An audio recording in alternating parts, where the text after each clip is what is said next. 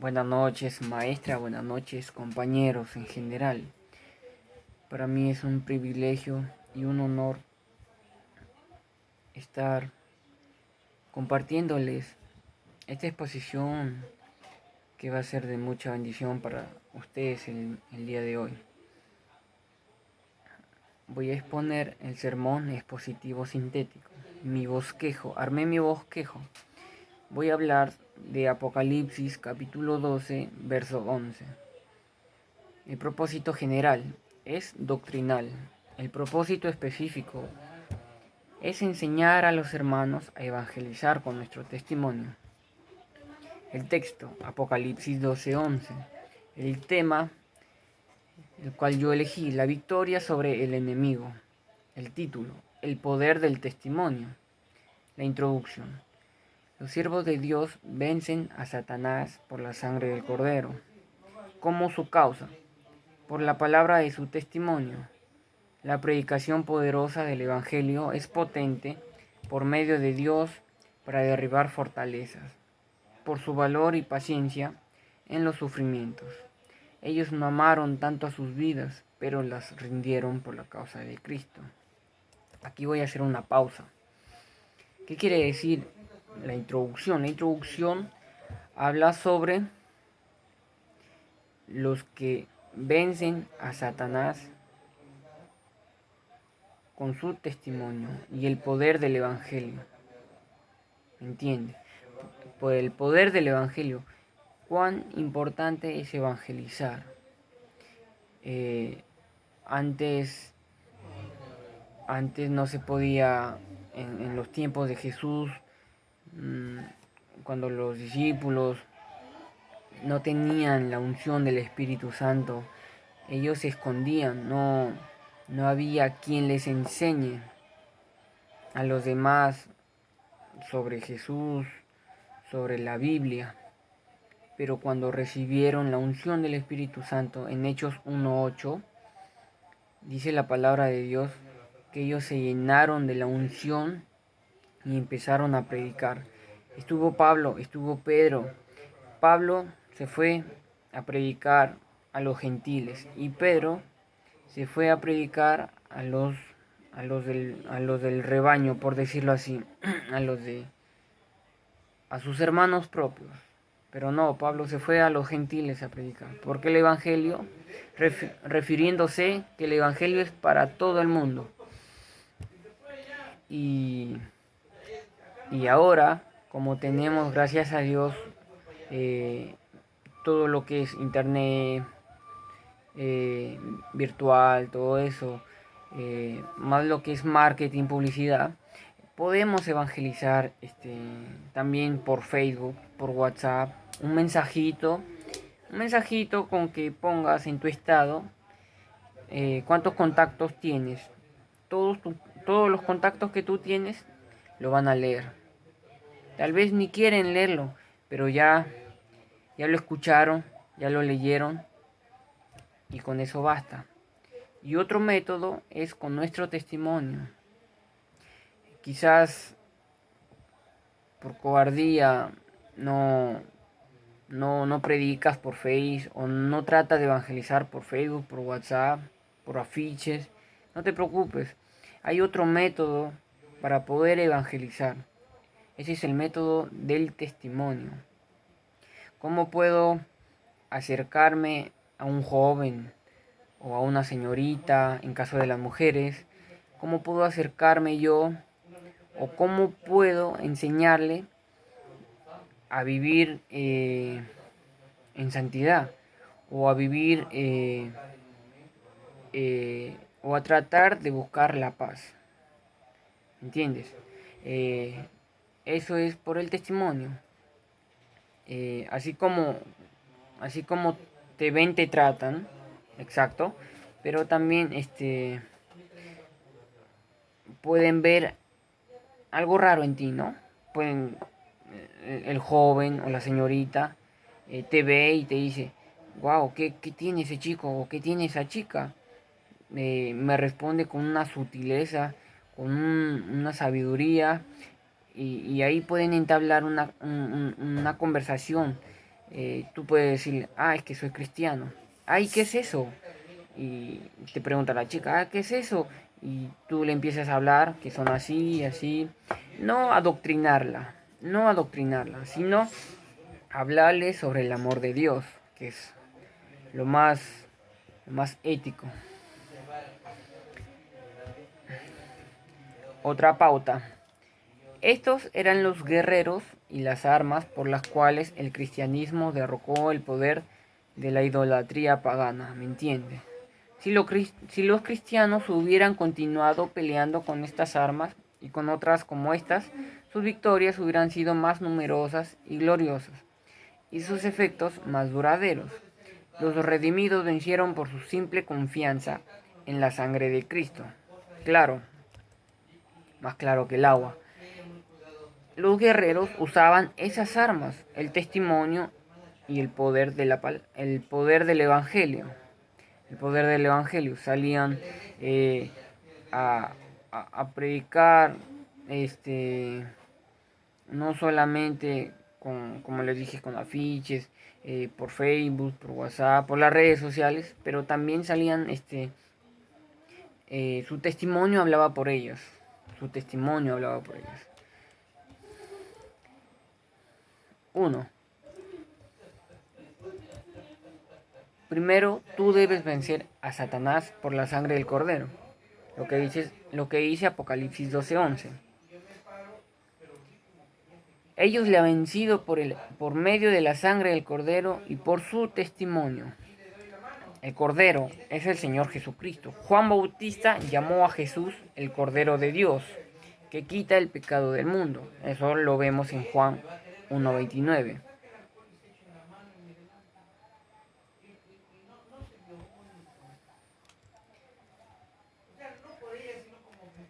Los versículos se relacionan con Lucas 14:26.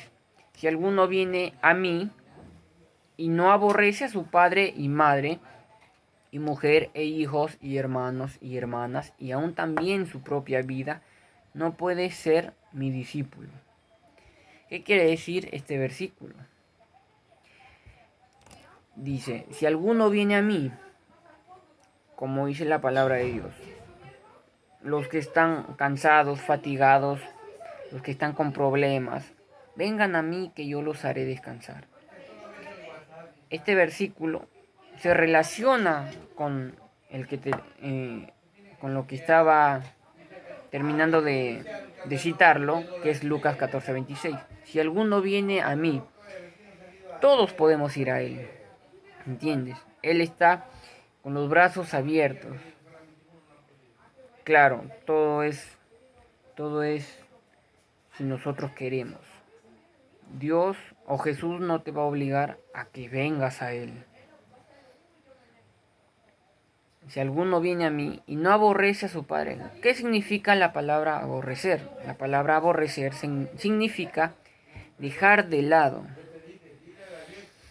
Dejar de lado. Ahora, cambia.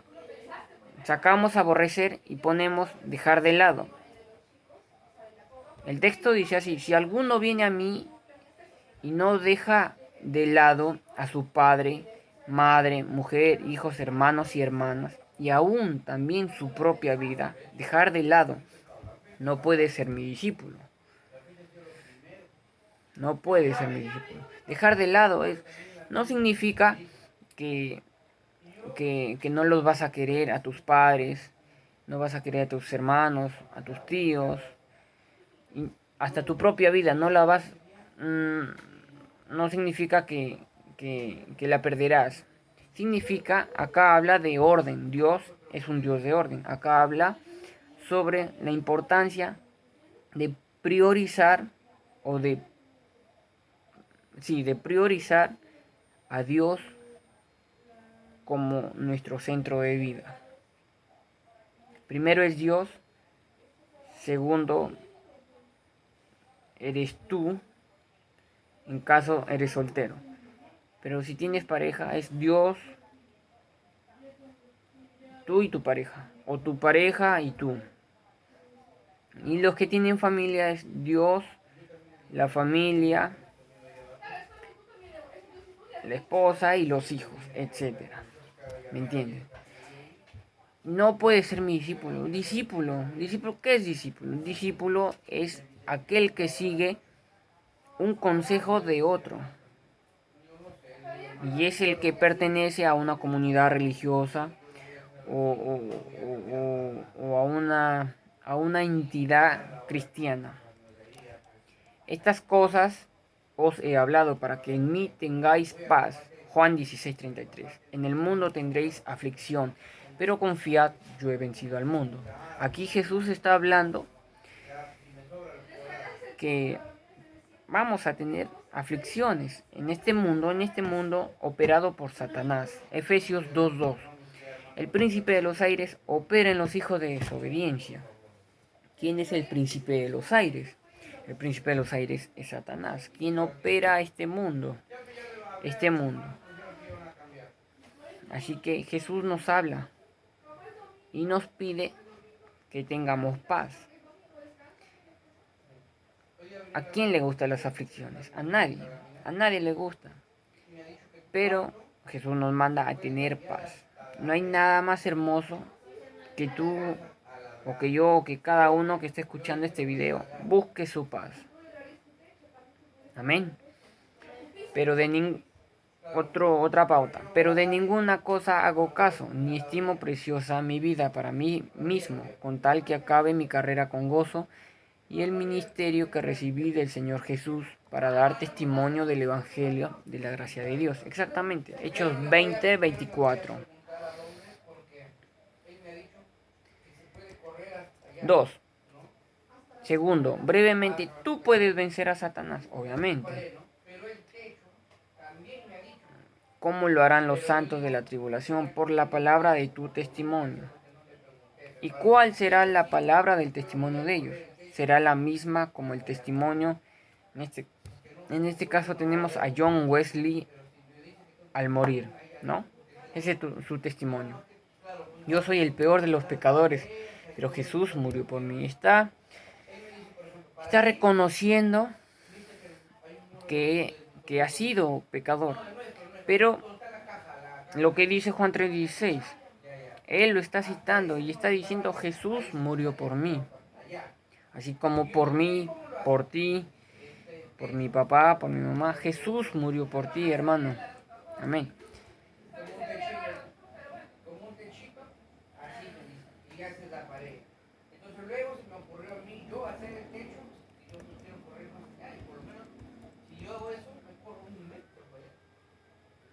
Otra pauta. Tú puedes vencer a Satanás por amar a Jesús más que a la vida misma.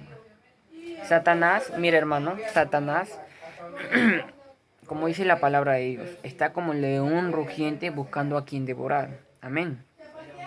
Satanás no se preocupa por su rebaño. O sea, Satanás tiene, así como Dios tiene su rebaño, Jesús tiene su rebaño de ovejas, que somos nosotros, los cristianos. Satanás también tiene su rebaño de lobos.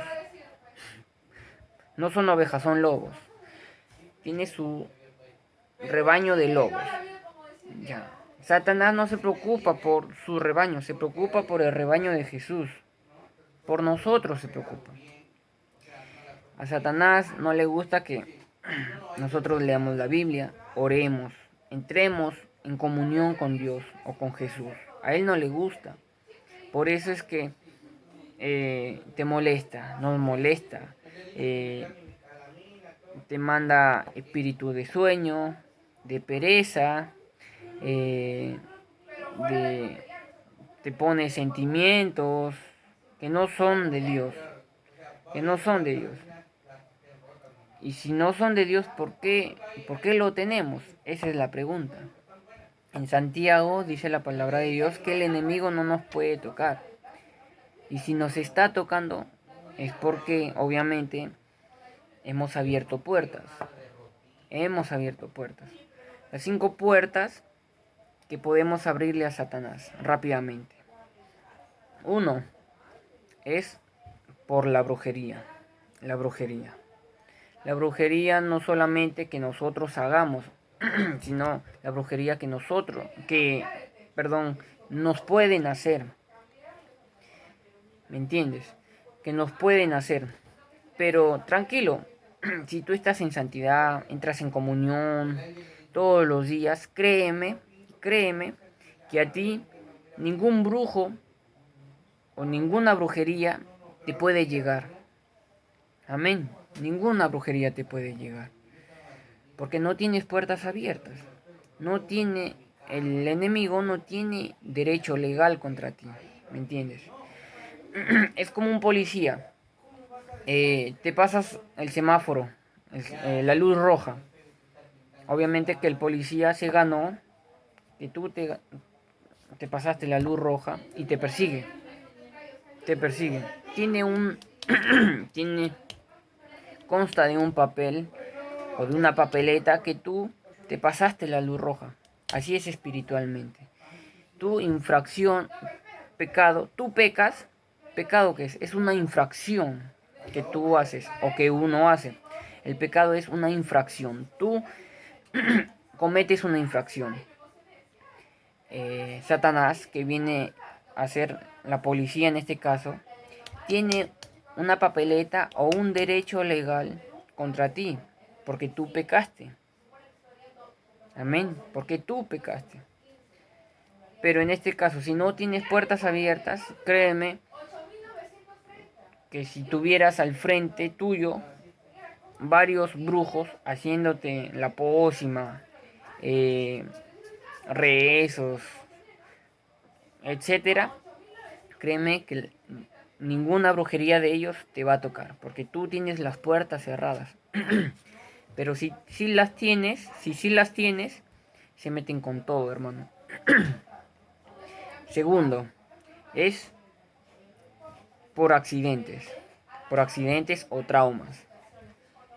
De pequeño quizás vimos el accidente de un adulto o de un animal, de un cachorro, y como nosotros somos bebés o somos niños, cualquier impacto se nos mete, se nos, se nos impulsa, o sea, es como un brote, es como una emoción bien alta. Y ese susto o ese trauma, hasta la fecha lo tienes. Y eso no se va a ir hasta que tú lo confieses. Amén. Tercer, tercer paso es por maldición generacional. Quizás quizás tú no puedas tener ningún pecado. Me dices, no, pero hermano, yo no tengo ni un pecado.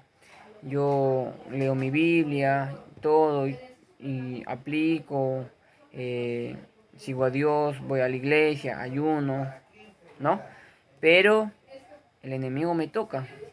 ¿Mm? ¿Cómo? Ya, ahora te explico. La maldición generacional es sumir la misma, el mismo término lo dice, maldición generacional, que viene de generación en generación. Es por los padres, es por los pecados del padre, de la madre, de los abuelos, de los tíos, no, de los tíos no, de los padres y de los abuelos. Maldición generacional. Capaz tu papá o el abuelo de tu papá fue, no sé, un brujo o, o sufrió de esquizofrenia.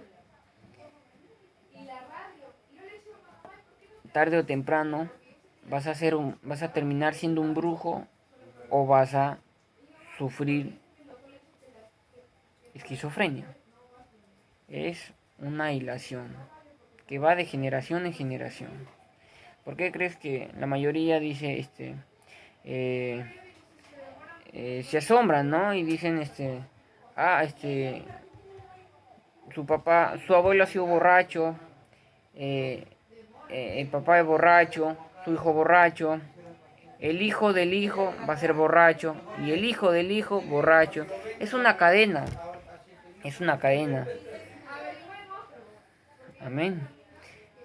Eh, y el quinto y último paso es por maldición de palabra. Maldición de palabra.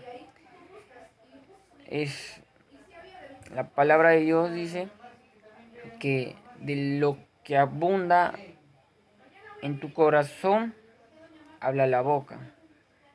Hay que tener mucho cuidado de lo que hablamos o de lo que escuchamos.